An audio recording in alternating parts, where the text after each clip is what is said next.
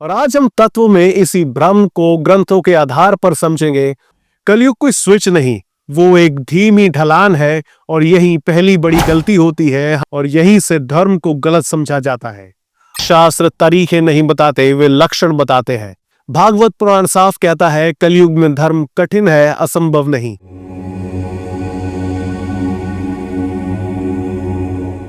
अगर आप मानते हैं कि कलयुग में सब कुछ खराब हो चुका है तो आप शास्त्रों को अधूरा समझते हैं। और अगर आपको लगता है कि आज भी सब कुछ ठीक चल रहा है तो आप सिर्फ ऊपरी परत देख रहे हैं। सच ये है कि कलयुग वैसा नहीं जैसा हमें डरा कर समझाया गया, क्योंकि अगर कलयुग पूरा आ चुका होता तो अच्छाई दिखनी ही नहीं चाहिए थी, लेकिन वो दिखती है। तो सवाल ये नहीं कि कलयुग आया या नहीं, सवाल ये है कलयुग पूरी तरह क्यों नहीं दिखता और शास्त्रों में बताए गए लक्षणों में से कुछ ही आज क्यों दिखाई देते हैं। और आज हम तत्व में इसी भ्रम को ग्रंथों के आधार पर समझेंगे। और जरा यहां रुकिए, हम कलयुग को अक्सर एक घटना की तरह देखते हैं, लेकिन शास्त्र इसे एक प्रक्रिया बताते हैं।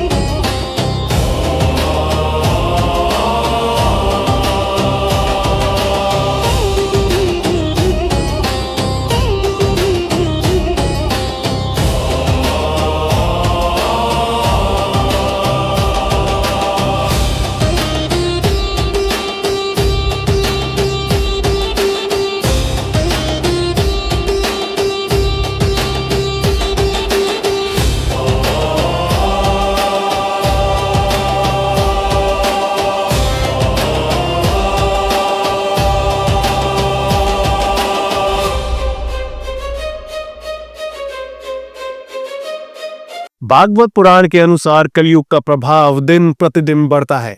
यानी कलयुग सिर्फ एक दिन में नहीं आता और एक दिन में सब कुछ नहीं बिगड़ता। जैसे इंसान एक दिन में बूढ़ा नहीं होता, वैसे ही समाज भी एक दिन में नहीं गिरता। कलयुग कोई स्विच नहीं, वो एक धीमी ढलान है और यही पहली बड़ी गलती होती है। हम मान लेते हैं कि सारे लक्षण एक साथ दिखने चाहिए। शास्त्र ऐसा नहीं कहते।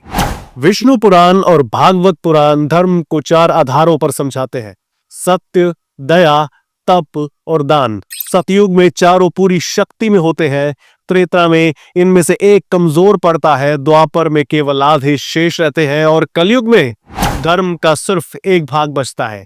ध्यान देने वाली बात यह है कि शास्त्र ये नहीं कहते कि धर्म खत्म हो गया, वे कहते हैं धर्म कमजोर हो गया। धर्म रहता है लेकिन उसे निभाना सहज नहीं होता। अब यहाँ एक बात थोड़ी असहज है। शास्त्र ये नहीं कहते कि लोग बुरे हो गए, शास्त्र कहते हैं लोग कम स्थिर हो गए। बात करें भागवत पुराण की तो भागवत पुराण बताता है कि कलयुग के प्रभाव से मानव की आयु घटेगी, बल घटेगा, स्मृति कमजोर होगी और मन अधिक चंचल होगा। ये किसी व्यक्ति की आलोचना नहीं, ये युग का वर्णन है। समस्या ये नहीं कि हम कम बुद्धिमान हो गए, समस्या ये है कि हम कम स्थिर हो गए। कम ध्यान, कम धैर्य, कम संयम। हर युग में समस्या अधर्म नहीं होती, समस्या ये होती है कि धर्म उठाने वाले लोग बदल जाते हैं और यही से धर्म को गलत समझा जाता है। अक्सर कहा जाता है आज धर्म आसान बना दिया गया, लेकिन मनुस्मृति बताती है कि हर युग में धर्म पालन की विधि अलग होती है। कलयुग में धर्म को सरल इसलिए किया गया क्योंकि मनुष्य कठिन नियमों को अब धारण नहीं कर सकता। धर्म इसलिए नहीं बदला कि युग खराब है, बल्कि इसलिए बदला कि मानव की धारण क्षमता बदल गई। अब बात करते हैं सबसे बड़े भ्रम की।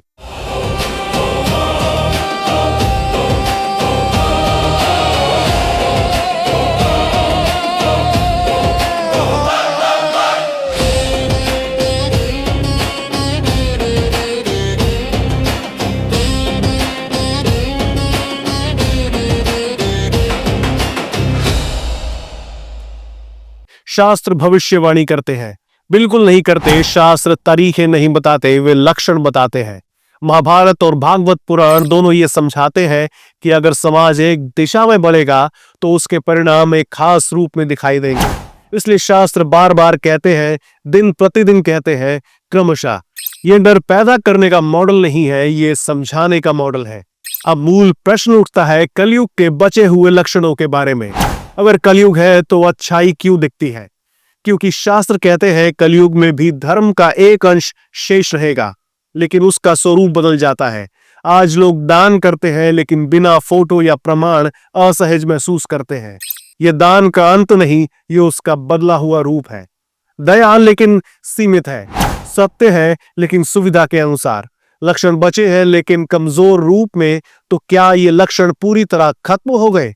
लंबे तपस्या, निष्काम कर्म, गहरी गुरु शिष्य परंपरा ये समाप्त नहीं हुई। भागवत पुराण साफ कहता है कलयुग में धर्म कठिन है, असंभव नहीं। ये लक्षण लुप्त नहीं हुए, ये दुर्लभ हो गए। अगर आपको लगता है सब खत्म हो गया तो शास्त्र सहमत नहीं, और अगर आपको लगता है कि सब ठीक चल रहा है, शास्त्र चेतावनी देते हैं। तो निष्कर्ष बिल्कुल साफ है, कलयुग के लक्षण घटे क्योंकि धर्म का अनुपात घटा। हर युग की अवधि अलग है क्योंकि वे अस्थिर और स्थिरता के चक्र में है, और धर्म कभी शून्य नहीं होगा क्योंकि व्यक्ति स्तर पर धर्म हमेशा संभव रहता है। तो अंत में दोस्तों, कलयुग की पहचान ये नहीं कि अच्छाई खत्म हो गई, बल्कि यह है कि अब अच्छाई स्वाभाविक नहीं, वो एक सचेत चुनाव बन चुकी है। अगर आप कलयुग को सिर्फ गाली नहीं, एक प्रक्रिया के रूप में समझना चाहते हैं तो इस वीडियो को आगे बढ़ाइए। और मैं हूं तरुण, और ये था आज का तत्व। अगर वीडियो पसंद आई तो उसे लाइक करें, दोस्तों के साथ शेयर करें। हमें सपोर्ट करने के लिए चैनल को अभी के अभी सब्सक्राइब कर लें। और अगली बार तक के लिए हर हर महादेव, नमस्कार।